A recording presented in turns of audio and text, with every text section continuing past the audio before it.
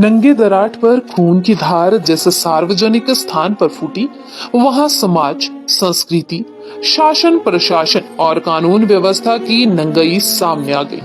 पालमपुर शहर की चीखें उस वक्त शिमला तक जरूर पहुंची होंगी जब असहाय बेटी एक दरिंदे के सामने जान बचाने की कोशिश कर रही थी। कोशिश तो धीरा के गांव में उस औरत ने भी की होगी जिसकी एक दिन पहले गला रेत कर हत्या कर दी थी।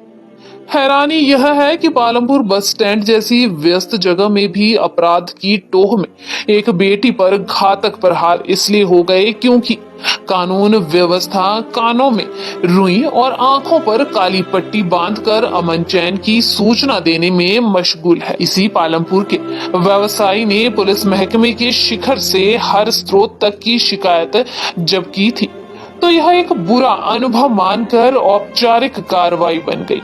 मामला डीजीपी और एसपी की ट्रांसफरों तक सिमट कर अदालती हो गया, जबकि अंधी आंखों को भी ऐसे साक्ष्य मिल रहे हैं कि पुलिस व्यवस्था की तासीर में अब खोट उभर रहा है या अब ढरा बदलना पड़ेगा। अपराध निरंकुश व बहरूपिया बनकर खतरे बढ़ा रहा है, लेकिन हम राजनीतिक राजाओं और आकाओं की खिदमत में भूल गए कि कानून की असली चुनौतियां हैं कहाँ।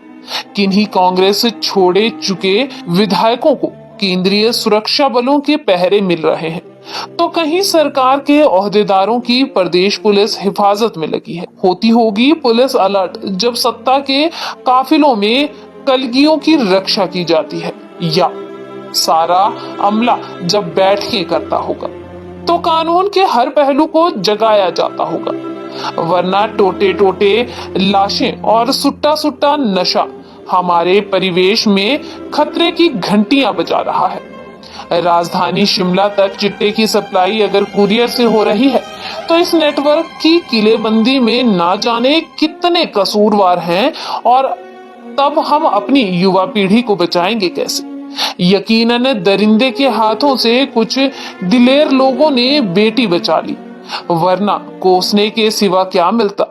आश्चर्य है कि कुछ लोग पूर्व गुड़िया कांड की सलाखों में दर्ज और अपमानित कानून व्यवस्था ने आज तक कुछ ऐसा नहीं किया कि अपराध बार बार इस तरह गले पड़ रहा होता।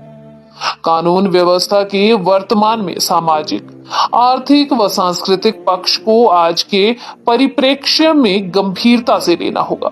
शहरी, ग्रामीण व हिमाचल के सीमांत क्षेत्रों की कानून व्यवस्था के पहरे सशक्त करने की दृष्टि से पुलिस बंदोबस्त की नई व्याख्या जरूरी है। प्रदेश के कुछ जिलों व शहरों की कानून व्यवस्था को पुख्ता करने के लिए पुलिस आयुक्तालयों की स्थापना के साथ ग्रामीण, ट्रैफिक, पर्यटन व सीमांत क्षेत्रों के लिए अलग से इंतजाम करने पड़ेंगे। शहरी ट्रैफिक व पर्यटन पेट्रोलिंग के लिए सख्त निर्देश व आवश्यक नियुक्तियां जरूरी हैं।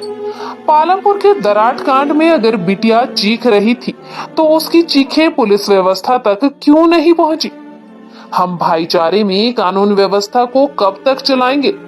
शहरों में बाईपास होते हुए भी अगर ट्रैफिक पुलिस का नियंत्रण सही से निर्देशित नहीं करता तो इसका शायद ही कोई समाधान हो।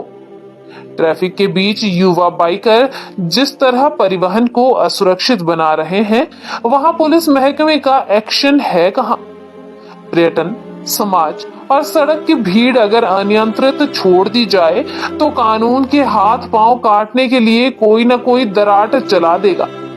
पालमपुर के घटनाक्रम से कानून व्यवस्था, समाज और पुलिस प्रशासन को अनेक सबक मिल रहे हैं।